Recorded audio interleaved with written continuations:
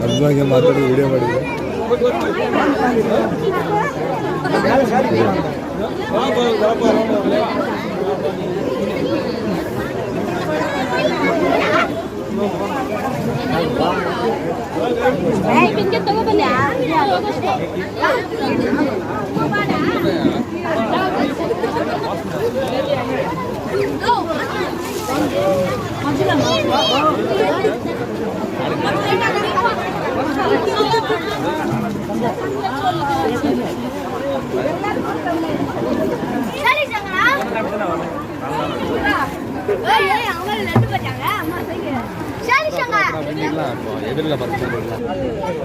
நல்லா கெப்பாசிட்டி இருக்கிறது health issues வராது.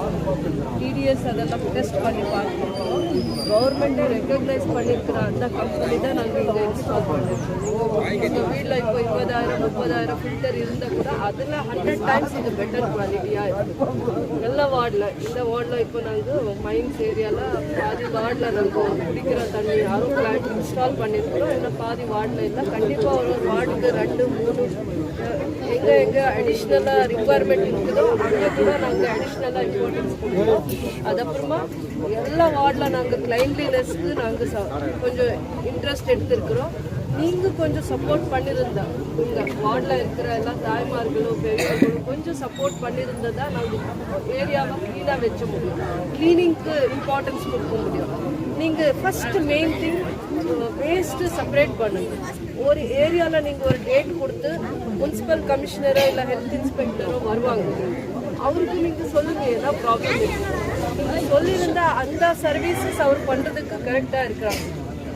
வண்டி அனுப்பணுமா, இதே டைம் எந்த டைம் காடி வரும், இல்லாத இருக்கிற டைமில் நீங்கள் எப்படி பண்ணணும், வேஸ்ட் யார் செப்பரேட் பண்ணணும், அதெல்லாம் கொஞ்சம் எஜுகேட் பண்ணுறாங்க. க்ளீன்லினஸ் திருப்பி நாங்கள் கமிஷனரு உங்கள் இப்போ புதுசு பிரசிடென்ட் டீச்சர் இந்திரா காந்தி இப்போ முனிசிபல் பிரசிடென்ட் ஆகிருக்கிறாங்க. உங்கள் கவுன்சிலர் கூட வச்சு நாமினேட்டட் கவுன்சிலரு சிட்டி கவுன்சிலரு எல்லா பெரியவர்களும் வாலண்டரி சர்வீசஸ் பண்ணிருக்கிற தீபா இருக்கட்டும், கோபி இருக்கட்டும், ஐயா மாதவன் இருக்கட்டும், ஜான் விட்டுட்டா திருப்பி ஆஃபீஸ்க்கு வருவாங்க கலாட்டா பண்ணுறதுக்காக. ஜான் நம்பிக்கா எல்லா யார் ஏரியாக்காகி மக்களுக்காகி கஷ்டப்பட்டிருக்காங்க எல்லாரும் கூட சேர்ந்து நாங்கள் புதுசு உங்களுக்காக ஒரு டாய்லெட் கட்டுறோம். ஆனால் டாய்லெட் மெயின்டெனன்ஸ் நீங்கள் பண்ணணும். ஒரு பிகேஎஸ் மெயின்டெனன்ஸ் பண்ண முடியாது. கவர்மெண்ட்டே ரூல் பண்ணியிருக்காங்க. நாங்கள் இருக்கிற டாய்லெட் ரினோவேஷன் பண்ணுறதில்ல, டெமாலிஷ் பண்ணி புதுசு பண்ணுறோம். 5 யூனிட்ஸ் பண்ணி கொடுக்குறோம். ஆனால் எந்த ஏரியாவுக்கு நாங்கள் அந்த கீ ஹேண்ட் ஓவர் கொடுக்குறோம் நாங்கள் அதை நீங்கள் உஷாராக மெயின்டைன் பண்ணிக்கணும். தண்ணி வசதி பண்ணி புதுசு இல்லை நல்லா இருந்தால் நாங்கள் ரினோவேஷன் பண்ணுவோம். லேடிஸ்க்கு செப்பரேட் இடத்துல, ஜென்ட்ஸ்க்கு செப்பரேட்டாக நாங்கள் இந்த வீடு பார்த்துட்டு போயிருக்கிறோம். எல்லாம் வீட்டு உள்ளாதான் உங்கள் டாய்லெட்டு அது இல்லை. உங்களுக்கு வெளியில் பண்ணியிருந்தா அரேஞ்ச்மெண்ட் பண்ணியிருந்தா கொஞ்சம் குவாலிட்டி, கொஞ்சம் க்ளீன்லினஸ்க்கு குவாலிட்டி அந்த டாய்லெட்ஸ் பார்த்தோம் ரொம்ப மோசமாக இருக்குது, வேர்ஸ்டாக இருக்குது, பழசுது, அது புதுசெல்லாம். அதனால அந்த எல்லாம் கொஞ்சம் ஆல்ட்ரேஷனுக்கு ஒரு 2 months இல்லை 2-3 monthsல நாங்கள் வந்து ஆல்ட்ரேஷன் ரினோவேஷன் இல்லை புதுசு கன்ஸ்ட்ரக்ஷன். இந்த வார்டுக்கு 2 இடத்துல இல்லை 3 இடத்துல ஒரு பிளாக்ஸ் மாதிரி பண்ணி உங்களுக்கு தண்ணி சர்வீசஸ் கொடுத்து ஏரியா கிட்ட பேசி ஹேண்ட் ஓவர் பண்ணுறோம். மெயின்டைன் பண்ணுறது யார்து டியூட்டி? யார்து டியூட்டி? உங்களது டியூட்டி. அப்படி பண்ணியிருந்தேன். நானும் மாதிரி தாய் தான். எனக்கு தெரியும் ஸ்கூலுக்கு இருக்கிற ஸ்டூடெண்ட்ஸ்க்கு, காலேஜுக்கு போகிற ஸ்டூடெண்ட்ஸ்க்கு, வீட்டில் இருக்கிற தாய்மார்களுக்கு அது சொல்ல முடியாது, அது பேச முடியாது. ஆனால் நாங்கள் கொஞ்சம் இனிஷியேட்டிவ் எடுத்து இதெல்லாம் கொஞ்சம் பண்ணுறதுக்காக நாங்கள் வார்டு உள்ள இப்போ வரும். மெயினில் நாங்கள் எங்கெங்கே டவுன் இம்ப்ரூவ்மெண்ட் பண்ணோம் அந்த வேலை கம்ப்ளீட் ஆகிடுது. ஆல்மோஸ்ட் 80% 70% நாங்கள் கம்ப்ளீட் பண்ணியிருக்கோம். இப்போ வார்டு உள்ள உங்கள் கவுன்சிலர் மூலமாக, பிரசிடென்ட் மூலமாக, கமிஷனர் மூலமாக உள்ள ஒரு ரவுண்ட்ஸ் பண்ணுறோம். எவ்ரி 1 week, எவ்ரி 10 days ஒரு 4-2 hours நாங்கள் எல்லா வார்டு, மைனிங் வார்டு, நான் மைனிங் வார்டு ரவுண்ட்ஸ் பண்ணி நீங்கள் என்ன சஜஷன் கொடுக்குறீங்களோ, லைட் இல்லையா, பார்க் இல்லையா, சேஃப்டி இல்லையா, அதில் 2 வேலை. ஒரு வார்டில் 10 ப்ராப்ளம் இருந்தால் 2 வேலை நாங்கள் இனிஷியேட்டிவாக எடுத்து அது உங்களுக்கு இம்பார்ட்டண்ட் இருக்கிற வேலை தான் நாங்கள் செலக்ட் பண்ணி கண்டிப்பாக ஒரு வார்டில் வித்தின் 5 months நாங்கள் 2 வேலை கம்ப்ளீட் பண்ணிக்கிறோம். 2 important issues we will address. ஒரு நிமிஷம் கமிஷனர் பேசுகிறாங்க. இண்டிவிஜுவல் டாய்லெட்ஸ் கட்டுறதுக்கு இப்போ ப்ராப்ளம் இடம் இருந்தா உங்களுக்கு சின்ன இடம் இருந்தா உள்ள வெளியில் அங்கே உங்களுக்கு டாய்லெட் கட்டுறதுக்கு ப்ராவிஷன் இருக்கு. ஒன் மினிட் பிகாஸ்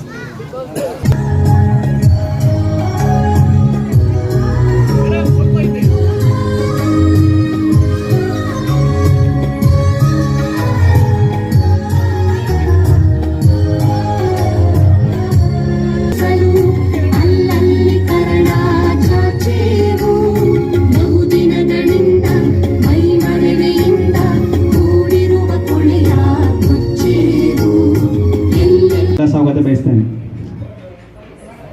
ನಿಮ್ಗೆ ನಾನು ಏನು ಹೇಳಕ್ಕೆ ಇಷ್ಟಪಡ್ತೀನಿ ಅಂತ ಹೇಳಿದ್ರೆ, ಇವತ್ತು ಪ್ರತಿಭಾ ಪುರಸ್ಕಾರ ತುಂಬ ಪ್ರಾಮುಖ್ಯವಾದ ಒಂದು ಅಂಶ. ಯಾಕೆಂತ ಹೇಳಿದ್ರೆ ದ ಪವರ್ ಆಫ್ ಎಜುಕೇಷನ್. ನಾವು ಓದೋದು ಕಲ್ತ ಮೇಲೆ ನಮ್ಮ ತಡೆಯೋರು ಯಾರೂ ಇರೋದಿಲ್ಲ.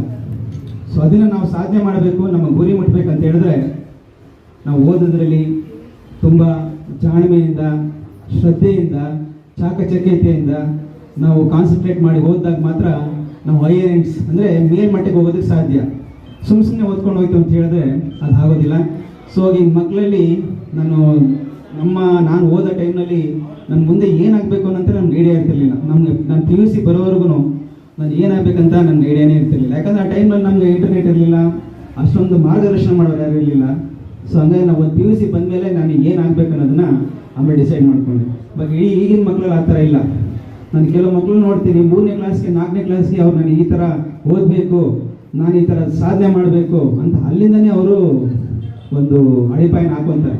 ಅಲ್ಲಿಂದ ಹಾಕ್ಕೊಂಡು ಮುಂದಕ್ಕೆ ಯಾವ ರೀತಿ ಬೆಳಿಬೇಕು, ನಾನು SSLCಲಿ ಏನು ಮಾರ್ಕ್ಸ್ ತೆಗಿಬೇಕು, ನಾನು PUCಲಿ ಏನು ಮಾರ್ಕ್ಸ್ ತೆಗಿಬೇಕು, PUC ಆದಮೇಲೆ ಯಾವ ಸಬ್ಜೆಕ್ಟ್ನ ತೊಗೋಬೇಕು, ಯಾವ ಸಬ್ಜೆಕ್ಟ್ನಲ್ಲಿ ನಾನು ಪಾಂಡಿತ್ಯ ಬೆಳೆಸಬೇಕು, ನನ್ನ ಮುಂದೆ ಯಾವ ಕೆಲಸಕ್ಕೆ ಸೇರ್ಕೋಬೇಕು, ಯಾವ ಕಂಪ್ನಿನಲ್ಲಿ ನಾನು ಕೆಲಸ ಮಾಡಬೇಕು, ಫಸ್ಟ್ ಇಯರ್ ಯಾವ ಕಂಪ್ನಿನಲ್ಲಿ ಇರಬೇಕು, ಸೆಕೆಂಡ್ ಇಯರ್ ಯಾವ ಕಂಪ್ನಿಗೆ ಹೋಗಬೇಕು, ಆ ಥರ ಎಲ್ಲ ಈಗ ಒಂದೆಲ್ಲ ಪ್ಲ್ಯಾನ್ ಮಾಡ್ಕೊಂಡಿದೆ. ಇದೆಲ್ಲ ನೋಡಿದಾಗ ತುಂಬ ಖುಷಿಯಾಗುತ್ತೆ.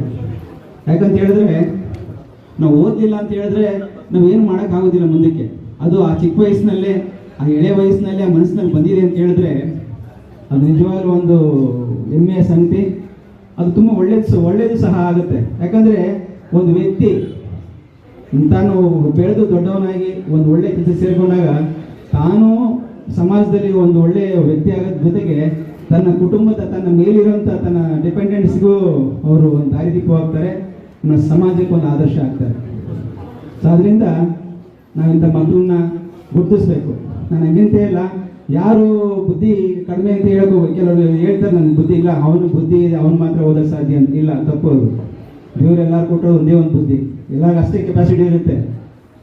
ಅವ್ರು ಯಾಕೆ ಬೇಗ ಬರ್ತಾರೆ ಅಂತ ಹೇಳಿದ್ರೆ ಅವ್ರ ಶ್ರದ್ಧೆ ಇರುತ್ತೆ. ಶ್ರದ್ಧೆಯಲ್ಲಿ ಕೆಲಸ ಮಾಡ್ತಾರೆ. ಬೆಳಗ್ಗೆ ಎದ್ದು ಈ ಟೈಮ್ಗೆ ನಾನು ಎದ್ದೇಳಬೇಕು, ಈ ಟೈಮಲ್ಲಿ ನಾನು ವ್ಯಾಯಾಮ ಮಾಡಬೇಕಾಗುತ್ತೆ, ಈ ಟೈಮಲ್ಲಿ ನಾನು ನನ್ನ ದಿನನಿತ್ಯ ಕರ್ಮಗಳು ಮುಗಿಸ್ಕೊಂಡು ಈ ಟೈಮಲ್ಲಿ ಇಷ್ಟವರು ನಾನು ಓದಬೇಕು ಅಂತ ಒಂದು ಡಿಸಿಪ್ಲಿನ್ ಇರುತ್ತೆ. ಆ ಡಿಸಿಪ್ಲಿನ್ಗೋಸ್ಕರ ಅವ್ರ ಮೇಲೆ ಬರ್ತಾರೆ ಹೊರತು ಯಾರು ಬುದ್ಧಿ ಹೆಚ್ಚು ಯಾರು ಕಡಿಮೆ ಇರೋದಿಲ್ಲ. ಹಾಗಾಗಿ ಮಕ್ಕಳೇ, ನಾನು ನಿಮ್ಮಲ್ಲಿ ಏನು ಹೇಳೋಕ್ಕೆ ಇಷ್ಟಪಡ್ತೀನಿ ಅಂದರೆ, ತಮ್ಮನ್ನು ಯಾವತ್ತೂ ಕಡಿಮೆ ತಿಳ್ಕೊಬೇಡಿ. ಎಲ್ಲರೂ ಒಂದೇನೆ. ನಾನು ಸುಭಾಷ್ ಚಂದ್ರ ಬೋಸ್ ನಾನು ಮಾಡೋಕ್ಕೆ ಸಾಧ್ಯ, ನಾನು ಬಾಬಾ ಸಾಹೇಬ್ ಅಂಬೇಡ್ಕರ್ ಆಗಿ ನಾನು ಬಾಬಾ ಸಾಹೇಬ್ ಮಾಡೋಕ್ಕೆ ಸಾಧ್ಯ, ನಾನು ಪ್ರೆಸಿಡೆಂಟ್ ಆಫ್ ಇಂಡಿಯಾ ಆಗಬೇಕು, ನಾನು ಆಗಬೇಕು, ನಾನು ಸಾಧ್ಯ. ನಾನು president of India came from A very, ನಮ್ಮ ಇವರು ಅಬ್ದುಲ್ ಕಲಾಂ ನೋಡಿದಿರಲ್ಲ, ಈ came from A small town, ಒಂದು ಚಿಕ್ಕ ಹಳ್ಳಿಯಿಂದ ಬಂದು ಒಂದು ಸಣ್ಣ ಒಂದು ಗೌರ್ಮೆಂಟ್ ಶಾಲೆಯಲ್ಲಿ ಓದಿ ಒಂದು ಪ್ರೆಸಿಡೆಂಟ್ ಆಫ್ ಇಂಡಿಯಾ ಅಂತ ಆಗೋಂಥ ಶಕ್ತಿ ಅವ್ರಿಗೆ ಇರಬೇಕಾದ್ರೆ ನಿಮಗೆ ಯಾಕೆ ಇರೋದಿಲ್ಲ? ಸೊ ಹಂಗಾಗಿ ನೀವು ಮಕ್ಕಳು, ನಾನು ಅವನ ಉತ್ತಮವಾಗಿರ್ತಕ್ಕಂತಹ ಕಾರ್ಯಕ್ರಮ ಕನ್ನಡ ಸಾಹಿತ್ಯ ಪರಿಷತ್ತು ಮತ್ತು ಕನ್ನಡ ಸಂಘ ಸಂಯುಕ್ತಾಶ್ರಯದಲ್ಲಿ ಪ್ರತಿಭಾ ಪುರಸ್ಕಾರ, ಪ್ರತಿಭೆಗಳಿಗೆ ಪುರಸ್ಕಾರ ಮಾಡ್ತಕ್ಕಂಥದ್ದು. ಹಾಗಾಗಿ ಆ ಪ್ರತಿಭೆಗಳ ಪುರಸ್ಕಾರ ಸಮಾರಂಭದಲ್ಲಿ ನಾನು ಬಂದಿದ್ದಕ್ಕೆ ಆ ಪ್ರತಿಭೆಗಳಲ್ಲಿ ನನಗೆ ವಿಶೇಷವಾಗಿರ್ತಕ್ಕಂಥ ನಮಸ್ಕಾರ. ಈ ಒಂದು ಪ್ರತಿಭಾ ಪುರಸ್ಕಾರ ಎಲ್ಲರಿಗೂ ದಕ್ಕತ್ತಾ ಅನ್ನೋದು ಬಹಳ ಮುಖ್ಯ. ಈಗ ಕನ್ನಡ ಸಾಹಿತ್ಯ ಪರಿಷತ್ತು ಆ ಒಂದು ಬ್ಯಾನರಲ್ಲಿ ಅಷ್ಟದಿಗ್ಗಜರು ಅಂದರೆ ಶ್ರೀಕೃಷ್ಣ ದೇವರಾಯನ ಆಸ್ಥಾನದಲ್ಲಿ ಸಾಹಿತ್ಯ ಲೋಕದಲ್ಲಿ ಅಷ್ಟದಿಗ್ಗಜರು ಅಂತಕ್ಕಂಥ ಕವಿಗಳಿದ್ದರು. ಅದರಲ್ಲಿ ಅಲ್ಲಸಾನಿ ಪೆದ್ದಣ್ಣ ಅಂತಕ್ಕಂಥವರು ಆ ದಿಗ್ಗಜರ ಪಿತಾಮಹ. ಅವರು ಮನುಚರಿತము ಅಂತಕ್ಕಂಥ ಒಂದು ಗ್ರಂಥ ಬರೀತಾರೆ. ಅದರಲ್ಲಿ ಹೇಳ್ತಾರೆ, ಎಂದರೋ ಮಹಾನುಭಾವಲು అందరికీ వందనములు ಅಂತ. ಇಲ್ಲಿ ಎಂದರೋ ಮಹಾನುಭಾವರು ಯಾರು? ಪ್ರತಿಭೆಗಳು. ಕೇವಲ ಒಬ್ಬರು ಇಬ್ಬರಿಲ್ಲ, ಅನೇಕ ಜನ SSLC ಮತ್ತು PUCಯಲ್ಲಿ ಉತ್ತಮವಾಗಿರ್ತಕ್ಕಂಥ ಅಂಕಗಳನ್ನು ಪಡೆದು ತಮ್ಮ ಪ್ರತಿಭೆಗಳನ್ನು ಇಲ್ಲಿ ತೋರಿಸಿದ್ದಾರೆ. ಮುಂದೇನೂ ಸಹ ಅದೇ ರೀತಿ ಪ್ರತಿಭಾವಂತರಾಗಿ ಅಭಿವೃದ್ಧಿ ಆಗ್ತಾರೆ, ತಮ್ಮ ಜೀವನವನ್ನು ನಡೆಸ್ತಾರೆ ಅಂತಕ್ಕಂಥದ್ದು ಇಲ್ಲಿ ಅವರು ಮಾಡಿರ್ತಕ್ಕಂಥ ಸಾಧನೆಯ ಸಾಕ್ಷಿ. ಈ ದೇಶಕ್ಕಾಗಲಿ ಪ್ರಪಂಚಕ್ಕಾಗಲಿ 3 ಜನ ಬಹಳ ಮುಖ್ಯ. ಒಬ್ಬರು ರೈತ, ಇನ್ನೊಬ್ಬ ಸೈನಿಕ, ಮತ್ತೊಬ್ಬ ಶಿಕ್ಷಕ. ಸಪೋಸ್ ಒಬ್ಬ ಡಾಕ್ಟ್ರು ತಪ್ಪು ತಿಳ್ಕೊಬಾರ್ದು, ಒಬ್ಬ ಡಾಕ್ಟರ್ ಏನೋ ಫೇಲ್ಯೂರ್ ಆದರೆ ಒಂದು 4-5 ಪೇಷಂಟ್ಸ್ ಆಗ್ಬೋದು.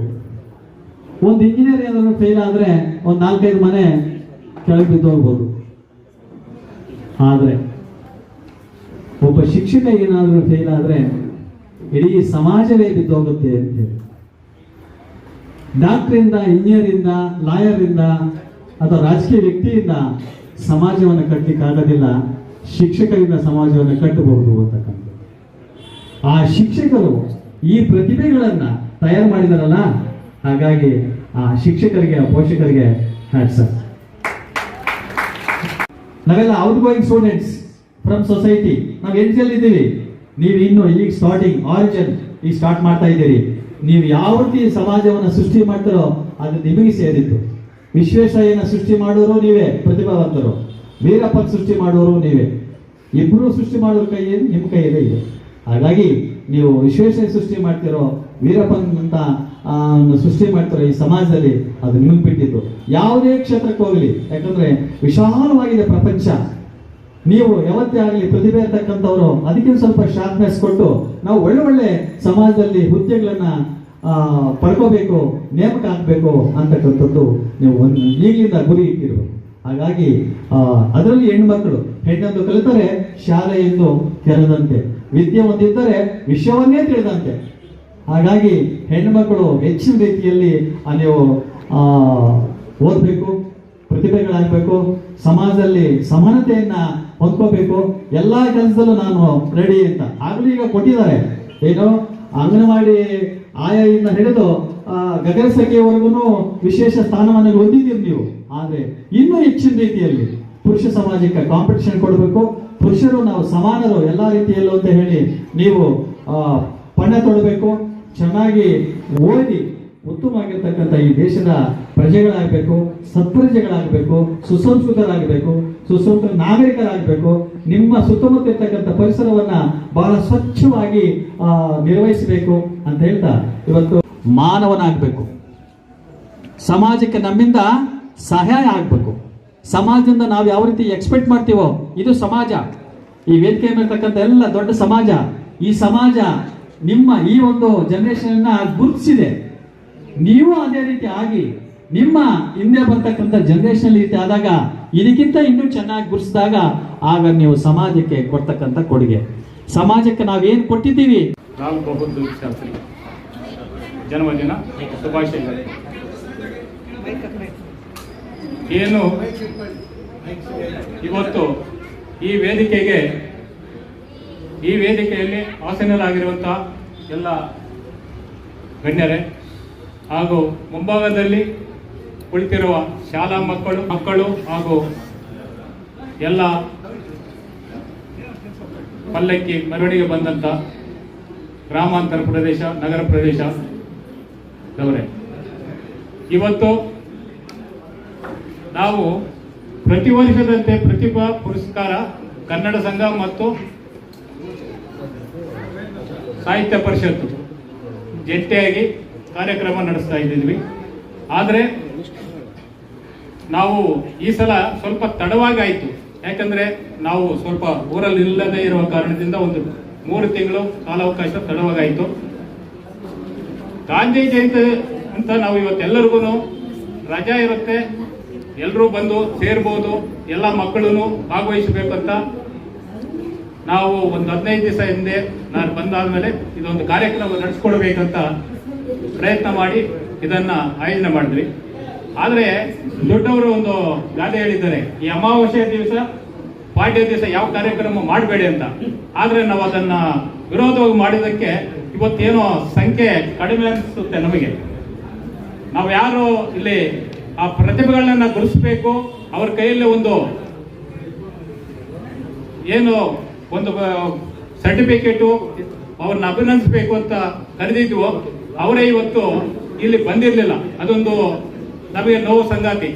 ಯಾಕಂದ್ರೆ ಬೇರೆ ಇದಕ್ಕೆಲ್ಲ ರಾಜಕೀಯ ವ್ಯಕ್ತಿಗಳು ಯಾವುದೋ ಒಂದು ಇದಕ್ಕೆಲ್ಲ ಬಂದು ಮಕ್ಕಳು ಪ್ರೋತ್ಸಾಹಿಸಬೇಕು ಅಂತ ನಾವು ಒಂದು ಕಾರ್ಯಕ್ರಮ ಆಯೋಜನೆ ಮಾಡಿದಾಗ ಇದಕ್ಕೆ ಒಂದು ಸ್ವಲ್ಪ ಬೇಸರ ಆಯಿತು. ಯಾಕಂದ್ರೆ ಆ ಮಕ್ಕಳನ್ನು ಪ್ರೋತ್ಸಾಹಿಸಕ್ಕೆ ಯಾರು ಬಂದಿಲ್ಲ ಇವತ್ತು. ಅದೇ ಯಾವುದೋ ಒಂದು ರಾಜಕೀಯ ಇದು ಎಲ್ಲ ಅಲ್ಲಿ ಇದ್ದಾರೆ. ಯಾಕೆ ನಾನು ಈ ತರ ಹೇಳ್ತಾ ಇದ್ದೀನಿ ಅಂದ್ರೆ, ನಾವು ಯಾಕೆ ಪ್ರತಿ ವರ್ಷ ನಾನು ಈ ಕನ್ನಡ ಸಂಘದಲ್ಲಿ ಒಂದು 80 ವಿಷಯದಿಂದ ಇಲ್ಲಿ ಬಂದಿದ್ದೀವಿ. ಕಸ ಗುಡಿಸ್ಕೊಂಡು ಇವತ್ತು ಕಸ ಗುಡ್ಸಕ್ ಬಂದಿದ್ದೀವಿ, ಗುಡಿಸ್ಬಿಟ್ಟು ನಾವು ಈ ಕಾರ್ಯಕ್ರಮ ಆಯೋಜನೆ ಮಾಡ್ತಾ ಇದ್ದೀವಿ. ಅಂತ ಮಕ್ಕಳು ಯಾಕೆ ಇದ್ವು ಹೇಳಿದ್ರೆ, ನಾನು ಕೂಡ ನಮ್ಮ BO ಸಾಹೇಬ್ರು ಹೇಳಿದ್ರು, ಏನೋ SLCಯಲ್ಲಿ 210 ಅಂಕ ಗಳಿಸು. ಅದೇ ತರ ನಾನು ಕನ್ನಡ ಇಂಗ್ಲಿಷಲ್ಲಿ ಫೇಲ್ ಆಗಿದ್ದೆ ಫಸ್ಟ್ ಅಟೆಂಪ್ಟ್. ಇದು SLCಯಲ್ಲಿ 2ನೇ ಅಟೆಂಪ್ಟ್ ಅಲ್ಲಿ ನಾನು ಪಾಸ್ ಆಗಿದ್ದು. ಆದ್ರೆ ನಾನು ಆತರ ಆಗಿರೋರು ಇರ್ಬೋದು, ಆದ್ರೆ ಇವತ್ತಿನ ಮಕ್ಕಳು ವಿದ್ಯಾಭ್ಯಾಸ ಮುಖ್ಯ ಅಂತ ನನ್ನ ಮಕ್ಕಳು ಇವತ್ತು ಒಬ್ರು PhD ಮಾಡ್ತಾ ಇದ್ರೆ, ಒಬ್ಬನು ಇಂಜಿನಿಯರ್ ಆಗಿದ್ದಾರೆ. ಯಾಕಂದ್ರೆ ನಾವು ಆತರ ಇದ್ವು. ಇವತ್ತು ಮಕ್ಕಳಿಗೆ ಭವಿಷ್ಯ ಅಂತ ನಾವು ಅವರಿಗೆ ಪ್ರೋತ್ಸಾಹ ಮಾಡಬೇಕಾಗಿರೋದು ನಮ್ಮೆಲ್ಲರ ಕರ್ತವ್ಯ ಅಂತ. ಅದಕ್ಕೋಸ್ಕರ ನಾವು ವರ್ಷದಲ್ಲಿ 3 ಸಲ ನಾವು ಈ ಮಕ್ಕಳನ್ನ ಗುರುತಿಸ್ತಾ ಇದ್ದೀವಿ. ಇದು ಒಂದು ವೆಂಕಟೇಶ್ವರ ಟೆಂಪಲ್, ಅದರಲ್ಲೂ ಮಕ್ಕಳನ್ನ ನಾವು ಗುರುತಿಸ್ತಾ ಇದ್ದೀವಿ. ಕನ್ನಡ ಸಂಘದಲ್ಲೂ ರಾಜ್ಯೋತ್ಸವದಲ್ಲಿ ಗುರುತಿಸ್ತಾ ಇದ್ದೀವಿ. ಇವಾಗ ಪ್ರತಿಭಾ ಪುರಸ್ಕಾರಕ್ಕೂ ಗುರುತಿಸಿ ಆ ಮಕ್ಕಳ ಭವಿಷ್ಯ ಚೆನ್ನಾಗಿರ್ಲಿ. ರಾಜಕೀಯ ಇರುತ್ತೆ, ರಾಜಕೀಯದಿಂದನೇ ನಮ್ಮ ದೇಶ ಇವತ್ತು ಹಾಳಾಗ್ತಾ ಇದೆ. ನನಗೆ ಗೊತ್ತಾಗ ನಾನು ನೇರವಾಗಿ ಹೇಳ್ತಾ ಇದ್ದೀನಿ. ಯಾಕಂದ್ರೆ ನಾನು ವಿದೇಶಕ್ಕೆ ಹೋಗಿದ್ದೆ, ಆ ದೇಶ ನೋಡ್ಕೊಂಡು ಬಂದ್ರೆ ನಮಗೆ ಇಲ್ಲಿ ತುಂಬಾ ಬೇಜಾರಾಗುತ್ತೆ. ಯಾಕಂದ್ರೆ ನಮ್ಮ ದೇಶ ಯಾವತ್ತು ಇನ್ನೊಂದು 50 ವರ್ಷ ಆದ್ರೂ ನಮ್ಮ ದೇಶ ಅದ ತರ ಆಗಲ್ಲ. ಈ ಮಕ್ಕಳಾದ್ರೂ ರಾಜಕೀಯ ಬಿಟ್ಟು ಭವಿಷ್ಯ ನೀವು ರೂಪಿಸ್ಕೊಳ್ಳಿ, ಈ ದೇಶ ಚೆನ್ನಾಗಿರ್ಲಿ. ನಮ್ಮ ಮನೆ ಯಾವ ತರ ಇದೆಯೋ, ನಮ್ಮ ಮನೆ ಮಕ್ಕಳು ಮತ್ತು ನಮ್ಮ ಹೆಂಡತಿ ಮಕ್ಕಳು ಎಷ್ಟು ಚೆನ್ನಾಗಿದ್ದೀವಿ ಅಂತ ಹೇಳ್ತೀವೋ, ಅದೇ ತರ ನಮ್ಮ ನಾಡು ನುಡಿ ನಮ್ಮ ದೇಶ ಅನ್ನೋದು ನಾವು ಸ್ವಲ್ಪ ಯೋಚನೆ ಮಾಡಬೇಕಾಗುತ್ತೆ. ಅದರಿಂದ ಯಾಕೆ ನಾವು ಈ ತರ ಹೇಳ್ತಾ ಇದ್ದೀನಿ ಅಂದ್ರೆ, ನಮ್ಮದೇ ನೋಡಬಾರ್ದು, ಸ್ವಾರ್ಥ ಇರಬಾರ್ದು. ಈ ರಾಜಕೀಯದಿಂದ ನಮ್ಮ ವ್ಯವಸ್ಥೆ ಹಾಳಾಗ್ತಾ ಇದೆ. ಆ ಒಂದು ಇದರಲ್ಲಿ ದಯವಿಟ್ಟು ಈ ಮಕ್ಕಳ ಭವಿಷ್ಯ ನೀವು ರೂಪಿಸ್ಕೊಂಡು ನಮ್ಮ ದೇಶ ಚೆನ್ನಾಗಾಗಲಿ, ನಾವು ಮುಂದೆ ಬರಬೇಕು, ಈ ದೇಶ ಚೆನ್ನಾಗಿ ಕಟ್ಟಬೇಕು ಅನ್ನೋ ಒಂದಿದೆ. ಭಾಷೆ ಕನ್ನಡ ಇರ್ಬೋದು, ನಾವು ಕನ್ನಡ ಸಂಘ, ಆದ್ರೆ ನಾವು ತೆಲುಗು ಭಾಷೆ ಮನೆಯಲ್ಲಿ ಮಾತಾಡೋದು. ಆದ್ರೂ ಭಾಷೆ ಎಲ್ಲಾನು ಇರಬೇಕು, ಇಂಗ್ಲಿಷ್ ಇರಬೇಕು, ತಮಿಳು ಇರಬೇಕು, ತೆಲುಗು ಇರಬೇಕು, ಎಲ್ಲ ಇರಬೇಕು. ಯಾಕಂದ್ರೆ ನಾನು ವಿದೇಶ ಹೋದಾಗ ನನ್ನ ಪರಿಸ್ಥಿತಿ ಹೇಳ್ಕೊಳಕ್ಕಾಗಲ್ಲ. ಯಾಕಂದ್ರೆ ಭಾಷೆ ಬೇಕು. ಆದ್ರೆ ನಮ್ಮ ನಾಡು ನುಡಿನ ನಾವು ಮರಿಬಾರ್ದು. ನಮ್ಮ ಕನ್ನಡ ಅನ್ನೋದು ನಮ್ಮ ಭಾಷೆ, ಮಾತೃಭಾಷೆಯನ್ನ ಅದನ್ನು ಬೆಳೆಸಬೇಕು. ಯಾಕಂದ್ರೆ ಅದನ್ನು ಬಿಟ್ಟು ಬೇರೆನೇ ಭಾಷೆ ಬೇಕು ಅಂತ ವಿದೇಶನೇ ನಾವು ಮಾತಾಡೋದು ಅದು ಸರಿಯಲ್ಲ ಅಂತ. ಯಾಕಂದ್ರೆ ನಾನು ಒಂದು 35 ದಿವಸ ಓಡಾಡ್ಕೊಂಡು ಬಂದಿದ್ದರಿಂದ ಭಾಷೆ ಎಲ್ಲಾ ಭಾಷೆನೂ ಬೇಕಾಗುತ್ತೆ ಅನ್ನೋ ಒಂದು ಇದರಲ್ಲಿ ನಾನು ಅಭಿಪ್ರಾಯ ನಂದು.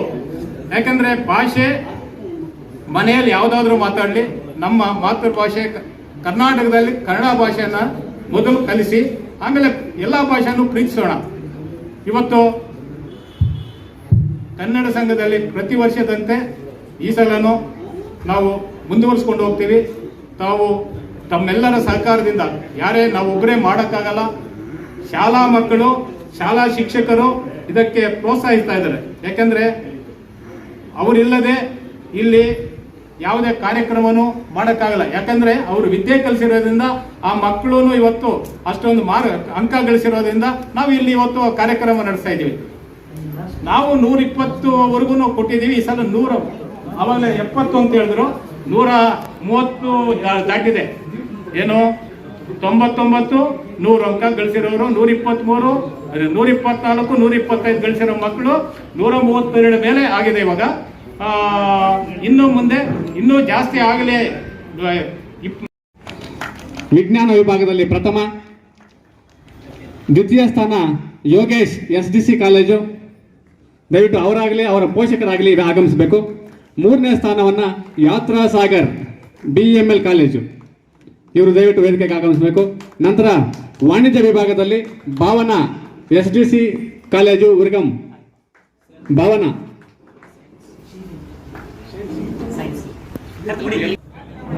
ಮಲ್ಲಿಕಾ ಮೇಡಮ್ ಅವರು ದಯವಿಟ್ಟು ಅಭಿನಂದನಾ ಸಮಾರಂಭದಲ್ಲಿ ಪಾಲ್ಗೊಳ್ಬೇಕು ಅಂತ ಹೇಳಿ ಮನವಿ ಮಾಡ್ತಾ ಇದ್ದೀನಿ.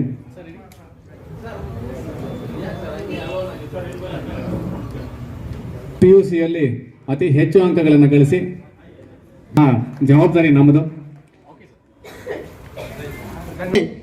ಏನಿವತ್ತು ಕನ್ನಡ ವಿಷಯದಲ್ಲಿ 100ಕ್ಕೆ 100ರಷ್ಟು ಫಲಿತಾಂಶ ಪಡೆದಿರ್ತಕ್ಕಂಥ ವಿದ್ಯಾರ್ಥಿಗಳಿಗೆ ಪ್ರತಿಭಾ ಪುರಸ್ಕಾರವನ್ನು ಹಮ್ಮಿಕೊಂಡಿದ್ದೀವಿ.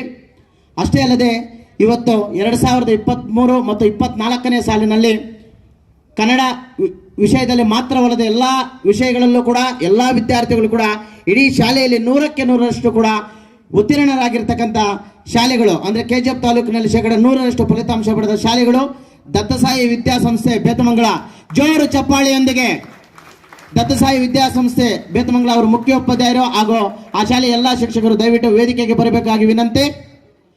ಇಡೀ KGF ತಾಲೂಕಿಗೆ ಕೀರ್ತಿಯನ್ನು ತಂದಿರ್ತಾರೆ. ಈ ಒಂದು ಶಾಲೆಯ ಎಲ್ಲ ಶಿಕ್ಷಕರು ದಯವಿಟ್ಟು ವೇದಿಕೆಗೆ ಬರಬೇಕು. ಅದೇ ರೀತಿಯಾಗಿ ಗ್ರೀನ್ವುಡ್ ಶಾಲೆ ಸುಂದರಪಾಳ್ಯ, ಜೋರು ಚಪ್ಪಾಳೆಯೊಂದಿಗೆ ಆ ಶಾಲೆಯ ಶಿಕ್ಷಕರು ಮತ್ತು ಶಿಕ್ಷಕರನ್ನ ವೇದಿಕೆಗೆ ಬರಬೇಕಾಗಿ ವಿನಂತಿ. ಅದೇ ರೀತಿಯಾಗಿ ರೂರಲ್ ಪ್ರೌಢಶಾಲೆ ಕ್ಯಾಸಂಬಳ್ಳಿ, ಇವರು ಕೂಡ KGF ತಾಲೂಕಿನಲ್ಲಿ 100ರಷ್ಟು ಫಲಿತಾಂಶ ಪಡೆದ ಶಾಲೆ ಆಗಿರುತ್ತೆ. ಅದೇ ರೀತಿಯಾಗಿ ಸೆಂಟೆನ್ ಶಾಲೆ ಅಯ್ಯಪ್ಪಲ್ಲಿ, ಅವರು ಕೂಡ ದಯವಿಟ್ಟು ಆ ಶಾಲೆಯ ಎಲ್ಲ ಶಿಕ್ಷಕರು ಕೂಡ ದಯವಿಟ್ಟು ವೇದಿಕೆಗೆ ಬರಬೇಕು. ಈ ಒಂದು 4 ಶಾಲೆಗಳು ಕೂಡ ಎಲ್ಲ ವಿಷಯಗಳಲ್ಲಿ ಎಲ್ಲ ವಿದ್ಯಾರ್ಥಿಗಳು ಕೂಡ 100ಕ್ಕೆ 100ರಷ್ಟು ಕೂಡ ಉತ್ತೀರ್ಣರಾಗಿರ್ತಾರೆ. ಇದೊಂದು ರೀತಿಯಲ್ಲಿ KGF ತಾಲೂಕಿಗೆ ಮಾದರಿ ಅಂತಾನೆ ಭಾವಿಸಬೇಕು. ದಯವಿಟ್ಟು ಎಲ್ಲರೂ ಜೋರು ಚಪ್ಪಾಳೆಯೊಂದಿಗೆ ಇದೇ ರೀತಿಯಾಗಿ ನೆಕ್ಸ್ಟ್ ಮುಂದಿನ ವರ್ಷ ಈ ಕೇವಲ 4 ಶಾಲೆಗಳು ಮಾತ್ರ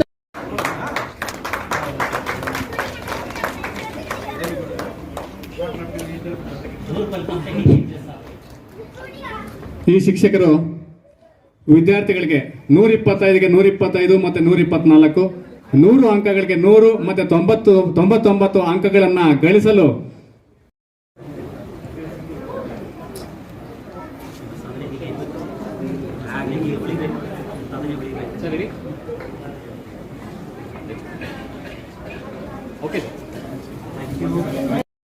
ಅಭಿನಂದನೆಗಳನ್ನು ಸಲ್ಲಿಸುತ್ತಾ ಎಲ್ಲ ಅತಿಥಿಗಳು ಸನ್ಮಾನವನ್ನು ನಡೆಸಿಕೊಡ್ಬೇಕು ಅಂತೇಳಿ ಅವರಲ್ಲಿ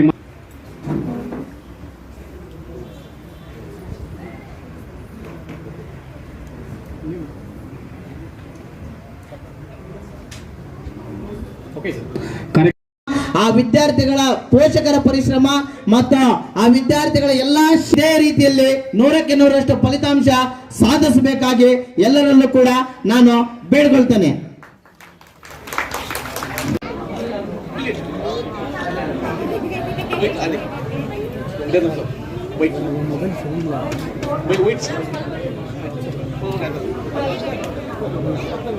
ಓಕೆ ಸರ್.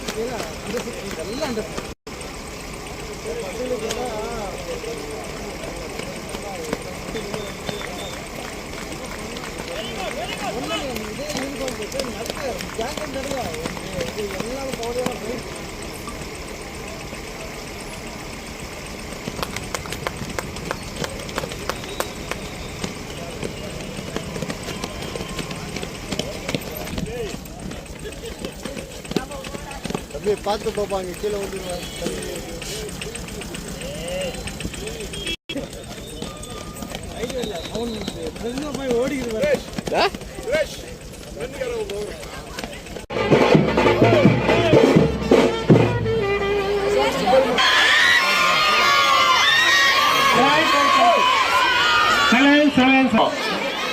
ಇವತ್ತಿನ ಕಾನ್ಸೆಪ್ಟ್ ಏನು ಮ್ಯಾರಥಾನ್ ಕಾನ್ಸೆಪ್ಟ್